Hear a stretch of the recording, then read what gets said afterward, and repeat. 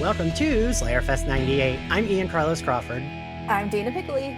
I'm Nicholas Walker.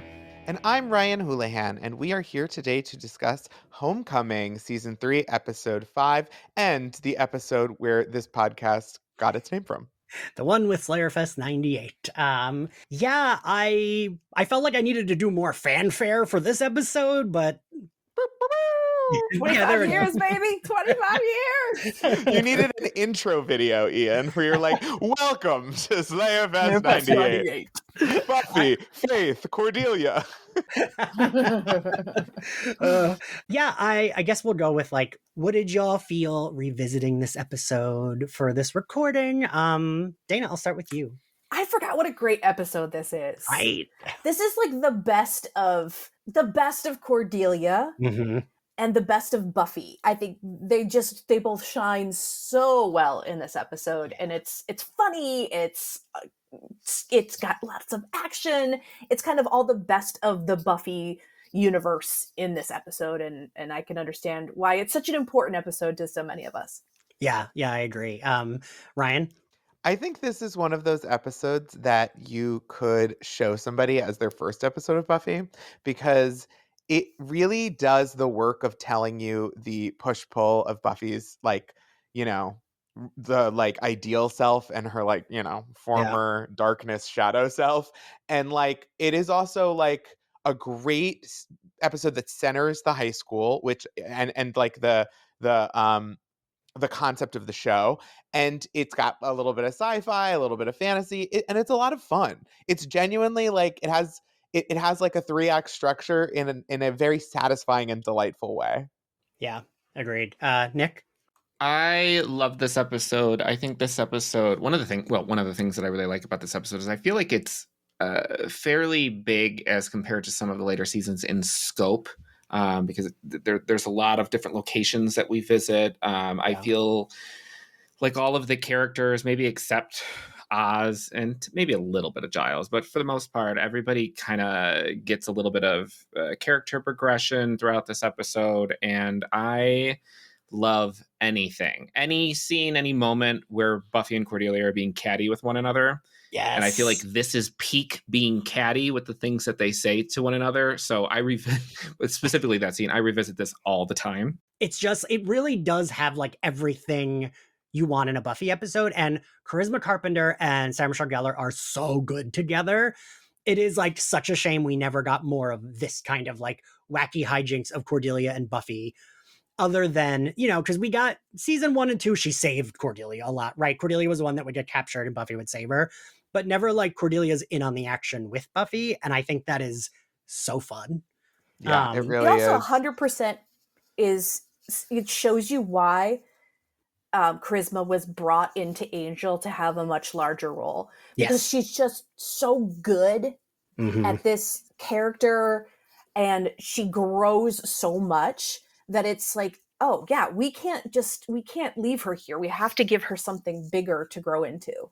Yeah, I feel like this episode in particular, I mean, she's great in all of them, but this really lets her shine, right? And you kind of get to see all the parts of Cordelia in this, which is why I love it, right? We see her being catty. We see how vicious she can be. We see how ambitious she can be as well. And we also see that she's not going to suffer a fool. And she's oh, you need me to puff my chest out and pretend to be a vampire slayer? I'll fucking do it. She does. She gives up the perspective that she has without giving up her identity. She doesn't sacrifice. She's I am popular. I am good at socializing. That's not my fault. Those are genuine strengths in the world. I will not be shamed for being pretty or wanting to be. She doesn't change any of that, but she changes her entitlement and her lack of empathy. And that's wonderful. I really like that. And it really, this isn't the first time Cordelia, in my opinion, it's not the first time Cordelia showed vulnerability or the ability to change her mind or to whatever. Right. I think the Xander stuff was real personal growth for the character. But in some ways, being in on the action, this is what kicks her off to go to Angel. And I think the writing staff knew. They were we had a long-term plan for her, and we're going to find a really graceful way to start speeding it up so that you want to see her in a big city and not think she's going to get eaten alive. No pun intended. Yeah. So getting to the episode, we open on a Buffy who is depressed. I forgot where this was in the order because I've been rewatching just like as we record for the 25th anniversary, and we recorded some of them out of order. And I was like, wait, they all know about Angel already, right? Oh, wait, they don't. Wait, does Scott dump her yet? And then Scott dumps her. So I was like, oh, okay, now I'm settled Ian, in. I have to tell you, I do not remember this man. I do not recall this man. Sorry to this man, because I was like, who is Scott? I saw him in this episode and I was like, I have never seen this man in my life. He's like the one that dumps her. It's like the predecessor to Parker, right? And the absolute balls to do that. But still, like at the beginning, I was like, I've never seen this person in my life. Dana, I love that. Dana, who he dumped her because she didn't have balls, technically. True, because later, Dana, the thing we learn is the vampire in Conversations with Dead People tells her Scott Hope came out as gay afterwards. Okay. All right. Well, we'll give him a little grace for that. Nick, what do you think of Scott Hope? I'm indifferent. He doesn't, I don't know. He never really had like a big impact on me. Although I cannot hear Buster Keaton without thinking of him, but I don't know. Like he wasn't like a Parker. Like Parker felt necessary for her growth. Yeah. He wasn't one of the big flames, so he was just, I don't know. There's certain things that pop into my head when I think of him, like learning that he was gay, the Buster Keaton thing, and then when Faith makes the jokes about him needing to put on like a cream to help with a rash. Yeah, that's about it. Ryan? I think Scott Hope, as much as it's like, he's boring, he's kind of a plot device. Yeah. I think he kind of gets a bad rap because like Buffy was being shitty. I don't know what to tell you. When you're a teenager and you go on dates with people and you don't want to have fun and then you're mean and leave, they don't date you anymore. Sorry, honey. I know you're very pretty, but like, babe, you don't even like him. Like, wait. And also, why isn't she telling Angel about him? Okay, we'll get to it. But like, what is up with that, you problem child? I wanted to say that my hot take is, I don't think Scott Hope, I mean, aside from like what we learned that like later he told everyone she was gay because he was actually gay, but like he's kind of correct, right? It's like she doesn't like him. She likes talking about him more than she likes him, I think. Yeah. Right? He's a hairstyle. Yeah. He makes her feel normal-ish. Yes. Which is a lot of the theme of this episode. Yeah. Yes. So then, yes, we cut to Angel. Nick, what do you think about this scene? I want your take. The thing that I'm always drawn to is literally the beginning of the scene with him pacing back and forth, looking like he's like constipated or something. Like he goes through this for a couple episodes after coming back from whatever hell dimension he was in, and I don't get it. I don't understand why he's constantly like shaking like that, like he's trying to like pass kidney stones. But And Nick, I know I feel like you like Angel more than a lot of the rest of us do. So I am curious what you think of like that whole, like, because I agree with Ryan. I do think it kind of like, this is a perfect season of television, but I do think these bits kind of stop the episodes dead. I mean, I feel like the stuff with Angel in the beginning of this season, including this episode, is sort of just spinning the wheels a little bit while it's biding its time, waiting for all of the other pieces of the plot and all of the other characters to get where they need to be. Mm-hmm. But I do feel like, at least the way that I interpret this is, yes, Buffy can't explicitly or like immediately jump back in with Angel because she's hiding the fact that he's alive. But I do feel like her detachment from Scott and the fact that she keeps going back to Angel sort of hammers in the point later on when he leaves that they're never going to be able to function normally if they're still in each other's lives. Like if he's still in town, she's always going to go back to him and vice versa. So I feel like this was necessary to show in a way that he has to leave. Like it sets it up, at least in my opinion, later on in the season, him leaving. Yeah, it does do a really good job of that. It's good momentum for Angel. But side note, we never really include in Angel's like age these 200 years. Is Angel now 200 extra years older than her? That's what I've always thought. Oh my god, that is too big of an age gap. At what point do we get the cloven hooves and stuff? Like, I just want to know.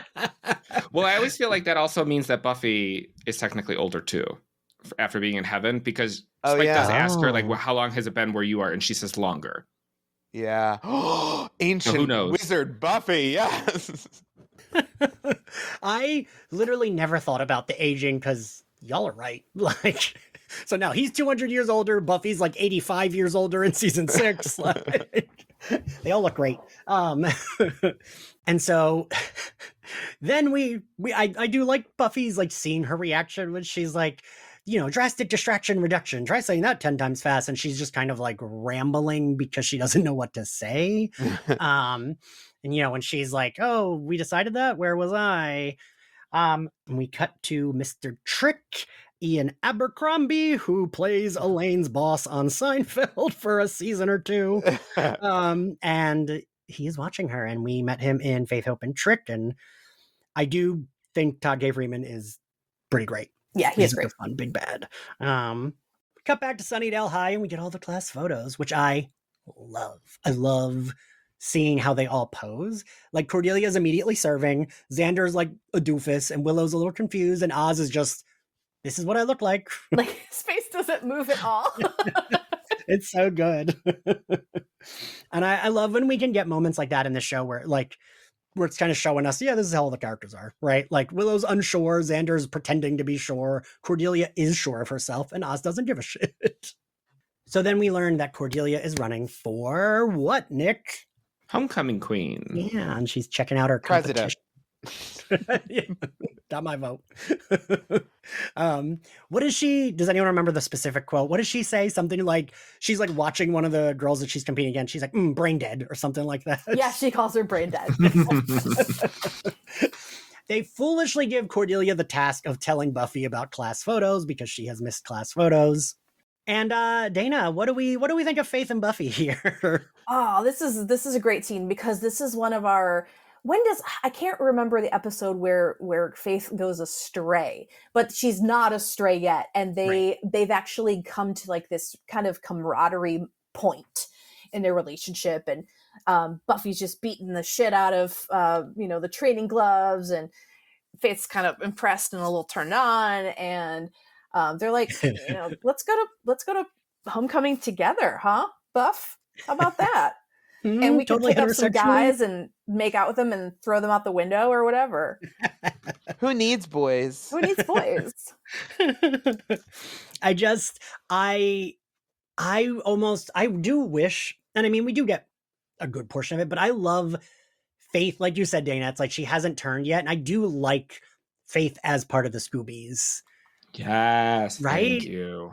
I think about this all the time because I feel like viewers, they know Faith so much of after she turns evil, throughout Angel, and then when she shows back up on Buffy. And I feel like that's everyone's idea of Faith. And I feel like if you go back and you watch her behavior in the first couple of episodes, it's so drastically different. And it kind of makes me feel like my heart breaks a little bit more for Faith, because while obviously, yes, she shouldn't have started killing people, I do feel like had they not kind of screwed her over a little bit and kind of kept her as an outsider for whatever reason, I don't know why they did that, she would have been a welcome addition. Like, I like the dynamic between her and Buffy. Yes.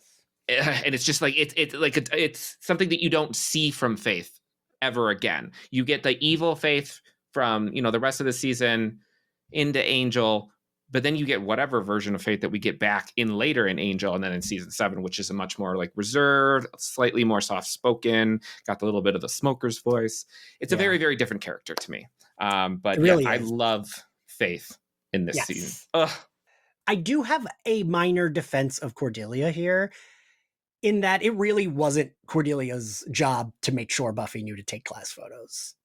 Agreed. Why was there not like a flyer or what do they call it? A ditto? Why? Like, what's going on? A ditto. A memo? Facts. It's the 90s. It's the 90s, Mom. God. But like, I get it. She's kind of like taking out her frustration about it on Cordelia, but it really wasn't Cordelia's. Like when Cordelia's like, what? Oh yeah, blah, blah, blah. Like, I don't know. Cordelia's kind of not incorrect. Like a teacher should have told Buffy. But when someone is so similar to you and like you're envious of them and like everything sets you off, you should see the things I get mad about on Instagram, you know? So Cordelia and Buffy have their confrontation, and I think it's so good. I think all of this is like, why didn't we do this more with the two of them, right? Yeah. I love Cordelia calling her guacamole queen. I think that's like a really good insult. I saw you unmute, Nick. Is that what you unmuted? You wanted to talk about? Yeah, I forget what she actually originally was. I think she says it in a different episode. I think she was Fiesta Queen. Yeah, she was Fiesta Queen. Yeah. Guacamole Queen. And like Guacamole Queen is such a good, like, I don't know, whatever that fucking thing you had. Oh, that little crown. It's so good. And it's so like, it does feel shitty, even though it's like Fiesta Queen doesn't sound really much better. But also when Buffy says handing out incredibly lame flyers, I agree with her. If you look at Cordelia's flyers compared to what Buffy comes up with, which is literally one of her season 3 promo shots, yes, it's everything. So yeah, Buffy's got an eye for like drama. Yeah, like it's giving like, wow, I need to think about that. Should it be Buffy? You know, someone on Twitter, was it one of you? Someone tweeted something about that where it was like, I love that in the time between Buffy getting kicked out of school, coming back, having to like campaign to like get back into school, Angel coming back to life, she somehow had time to have headshots taken for these like posters. And I love the idea of her being like, all right, Giles, we're doing this. No, do another one, do it better. Oh, I thought like Joyce would be like, honey, I don't care what you have to do. We booked this for a Sunday at Sears. God. Probably was. Then we cut to Mr. Trick, who is welcoming the ladies, gentlemen, spiny head and looking creatures to Slayerfest 98. And I was very much Peter Griffin pointing at the screen like, look, that's the name of my podcast. I mean, this actor's so good, but the way he does that intro and the music swelling up to him saying it, as if this is anything we've heard of before, as if it has like meaning prior to this, but you get it. I think it's just so good, like his delivery of it. And also, not since Darla in season 1 has there been someone who so clearly was given a lisp by the fangs. Yeah. I love the campaigning montage. Yes. With like all of the different briberies that happen, and Cordelia's even just flat out paying people for their votes. What does Donovan say? He's like, Cordelia gave me $5. $6. Yes, and Buffy was like, are you that tacky? And then what does Cordelia say? It's not tackier than something else than the posters, and it's like, it's like, oh, it's not worse than your faux deep campaign posters. Yes. But first off, let's just start from the fact that like both of those would work on me. Or faux deep posters or a cash payment. But also I love when Giles is like, you know, oh, all this over, you know, blah, blah, blah. And she's like, it's not like anyone takes it seriously, and then smashes the glass in her hand, because that is me about this podcast.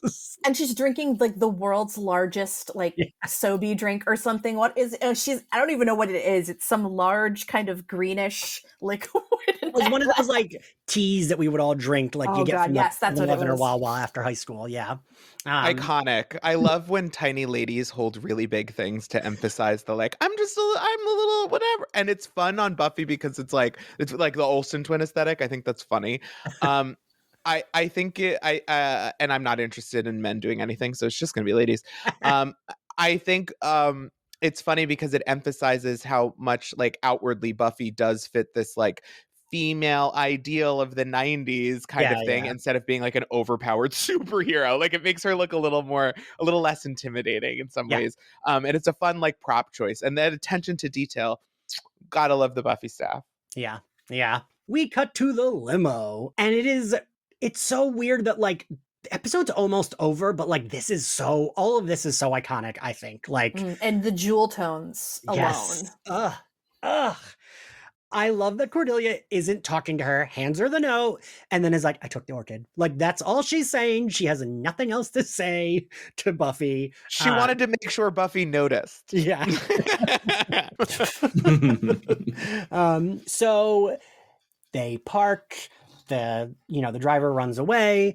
They see this TV, and it is Mr. Trick telling them that they're in Slayerfest 98. I love Cordelia being like, hello, how stupid are you people? She's a Slayer. I'm a homecoming queen. Like, so good. Also, as if that would get her out of it. They'd be like, oh my God, I'm so sorry. Do you want to take the limo back? You gotta go to the dance. Okay. So then we get we see Willow and Xander. We get a couple cuts of them kind of being miserable. We're just gonna lump all this together. The thing I liked most about those scenes is when Faith, what does she say to Scott Hope? She acts like they both had some sort of rash from sexual activity that would clear up with some cream. And yeah, I love that. And that's a type of loyalty you respect, right? Like, yes. And then don't forget, Dingoes Ate Your Baby was the band playing for us. So there's Willow with no one to dance with except Xander. God. What you're supposed to do is stand by the stage and say, I'm with the band over and over again. People love that. I would do that now. Fuck. I'm like, you see the bassist? That's my hot boyfriend. He turns into a werewolf sometimes. It's wild. The Buffy and Cordelia are arguing. And Cordelia's like, just explain to them that I'm not a Slayer and they'll let me go. But I gotta point out that Cordy notices the bear trap before Buffy does. Like, she's the one that yells for Buffy to look out. Well, otherwise, she's got to see where those shoes are going to be stepping. I mean, true. You don't want to ruin them. That's true. Right. And she does not hesitate to try to beat the shit out of that demon with that spatula. She does not.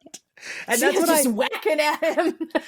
That's what I love is like, when Cordelia needs to, she will pick it up, right? Like, I mean, that's the thing about this show that I love in general, that they show is like the bond these people have is like, yeah, like just 2 scenes ago, you called me a vapid whore, but like now there's a monster. So we're gonna put that aside for now. We're good. I like that. Everything that happens in this cabin, I love. I love Cordelia being like, I'm gonna die. And Buffy being like, yeah, you are if you just stand there. And then Cordelia's speech about how like, I love that she's like, every time I'm with you, weird things with monsters happen. You know, I want my normal life. And Buffy's like, yeah, welcome to my life, which is the show, right? There you go. That's also the show. This is your normal life. Guess what? You go to a high school on a hellmouth. Be happy that Buffy is there. Because this would have been like, you would have had these kind of problems without her. So, but it emotionally, it really resonates because it's like, I think we all feel like that as we're getting older. Like, I just want to go back to like the popularity contest. And I love the moment. I keep saying how much I love things. The moment of, hey, I know what you're doing. You're thinking you're gonna make me angry and that'll make me fight. And you're right, it's working. Where's the damn weapon? Charisma's delivery there is, I feel like I sometimes deliver things in that, but like I'm doing Cordelia when I do that. When like I have like a train of thought that leads to like a climax in the sentence and then like comes back down. Like I feel like I get that from Cordelia.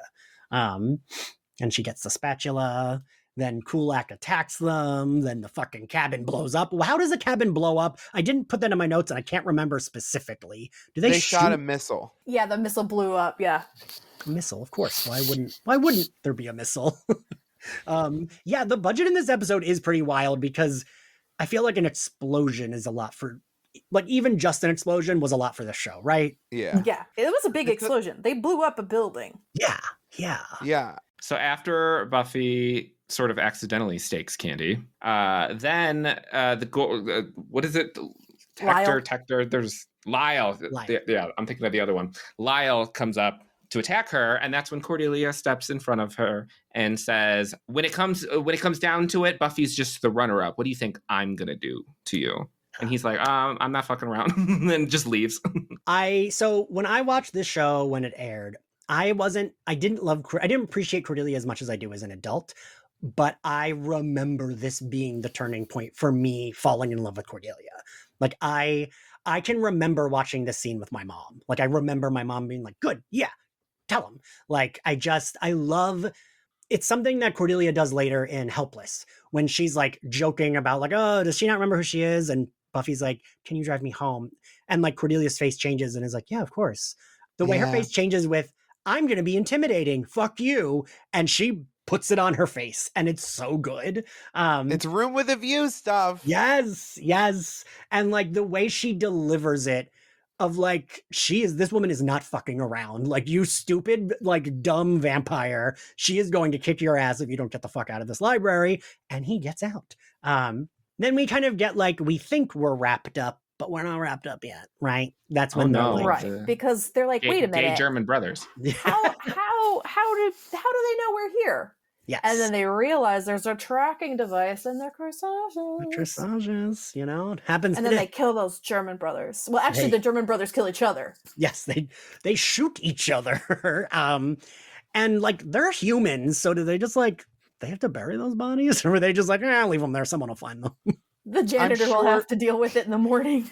I was gonna say that school janitor, that school janitors and the local mortician collaborate more than you'd imagine.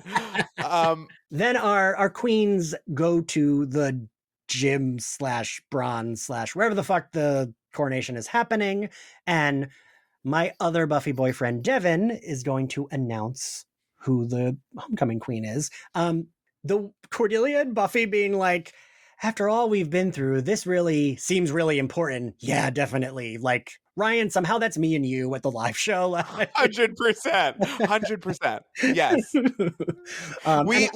We had the show go so great, and then I almost skipped a drag number, and I was like, well, I didn't plan to not. We're doing this. All right, everyone. Now that we're at the end, what would Dawn be doing in this episode, Ryan? Dawn is working overtime to undermine Buffy's election results. And this includes cheating, subterfuge, spreading rumors, acting out scenes like Buffy abandoned her outside the high school. Joyce catches on to this, and she doesn't even tell Buffy about it. She takes Dawn home and she says like, now you don't need to whatever, but you know, Buffy needed a little humbling. So she gave her a little speech, and that was the end of that. Dana? I believe that Dawn is reenacting all of the Scooby drama with her Barbies, waiting for Buffy to get home from the dance. Wait, I love that. Nick? I believe that she was at home with Joyce watching the very first season as it was coming out of Dawson's Creek.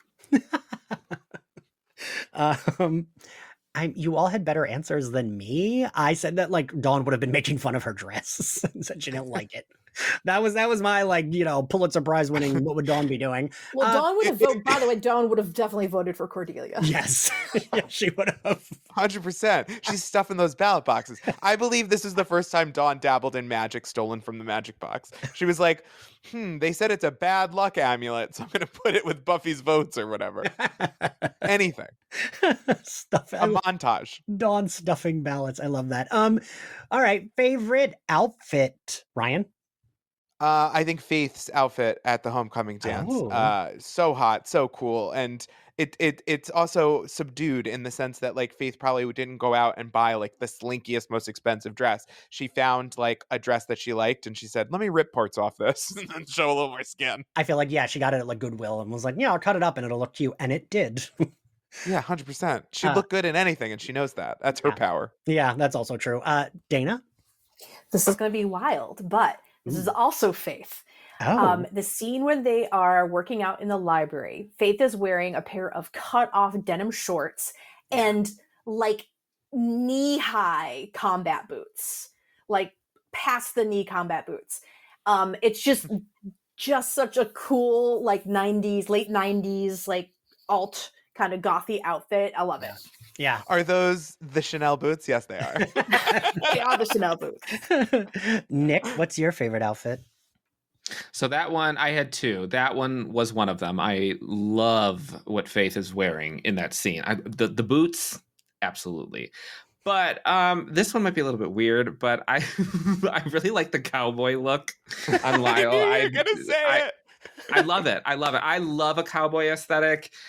And he's one of the few vampires in the show that, like, even in vamp phase, I am attracted to. Don't tell anybody. Oh, wait, this is going on the internet. But yeah, you like that's the my choice. Cowboy aesthetic? Well, then do I have a Slayerfest 98 co-host for you? Oh, Lord.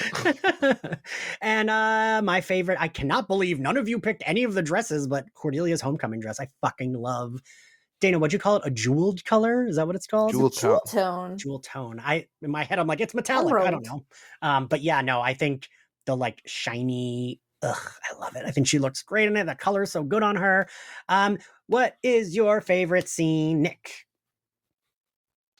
I really like when they're the bitch fight between Cordelia and Buffy. When she's says, like, your brain isn't even connected to your mouth, is it? Ryan? The montage of election hijinks and Jonathan being like, what do you think this cupcake's going to do as he eats it? Dana? Buffy and Cordelia finding out that they are losers and leaving together. A million fanfics were launched that night. My favorite scene is Cordelia and Lyle Gorch. I go back to that scene so often and I love it. What grade do we give this episode, Nick? I would give this one a B+. Oh shit. Ryan? A-. Dana? A. What is wrong with y'all? A++++. I take it back. I give it back. I give it an A. I take it back. No, okay. A++ is reserved for Hush and the Body. All right, so then just A+. Then I'll go down to just A+. I stick with an A- just to be petty. You're like, actually, I'm bringing it down to a D now. There must be balance in the forces of good and evil. Thank you all for doing this. If you like Slayerfest 98, you can find us on all podcasting platforms and at SlayerFestX98 on social media. If you want to follow me, I'm at Ian X Carlos. Nick, where can everyone find you and your channel? You can find my channel, my Instagram, my Twitter, my Patreon. It's all Nick Says Boo, and I'm also a co-host on the Horror Hour. Ryan, where can everyone find you? You can find me on social at Ryan Houlihan. And you can find me on YouTube at youtube.com/@Ryho, RYHO. And we'll be doing some Catwoman content soon. Ooh. So, meow. And Dana? I'm Dana Pickley with 2 C's, 1 L, pretty much everywhere. Cool. And we will see you all next time. Bye. Bye.